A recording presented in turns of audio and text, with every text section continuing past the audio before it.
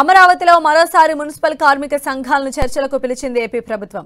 రేపు ఉదయం 11 గంటలకు ఏపీ సచివాలయంలో చర్చలు జరగనున్నాయి. ఆర్థిక మంత్రి బుగ్గన రాజేంద్రనాథ్ రెడ్డి, మున్సిపల్ మంత్రి ఆదిమూలపు సురేష్ తో పాటు పలువురు మున్సిపల్ ఉన్నతాధికారులు చర్చల్లో పాల్గొనున్నారు. సమాన పనికి సమాన వేతనం ఇవ్వాలని ప్రధాన డిమాండ్తో సమ్మెలో ఉన్నారు మున్సిపల్ కార్మికులు. గత 7 రోజులుగా సమ్మె చేస్తున్నా ప్రభుత్వం తమను పట్టించుకోవడం లేదని మున్సిపల్ కార్మికులు ఆగ్రహం వ్యక్తం చేస్తున్నారు. ఇప్పటికే మొదటి విడత చర్చలు విఫలం కావడంతో సమ్మె కొనసాగిస్తున్నారు.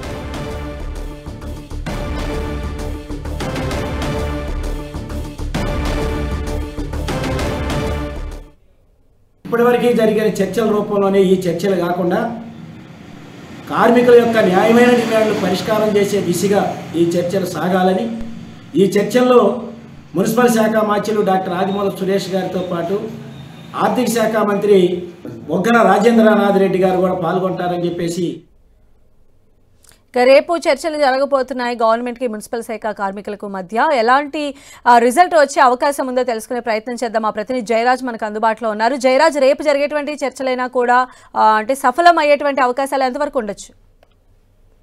సంధ్య, న్యాయబద్ధమైనటువంటి డిమాండ్ల సాధన కోసం తాము సమ్మె చేస్తున్నామని చెప్పేసి మున్సిపల్ వర్కర్స్ గడిచిన వారం రోజులుగా సమ్మెలో ఉన్నారు. ఎక్కడ చెత్త అక్కడ పేరుకుపోతా ఉంది. ఇప్పటికే వీరి సమ్మెను విరమింపజేసే ప్రయత్నాలు ప్రభుత్వం తీసుకొని ఒక విడత చర్చలు జరిగింది. అయితే ఒక విడత జరిగిన దాదాపు 3 గంటల పాటు జరిగిన చర్చలన్నీ కూడా విఫలమైనటువంటి పరిస్థితి.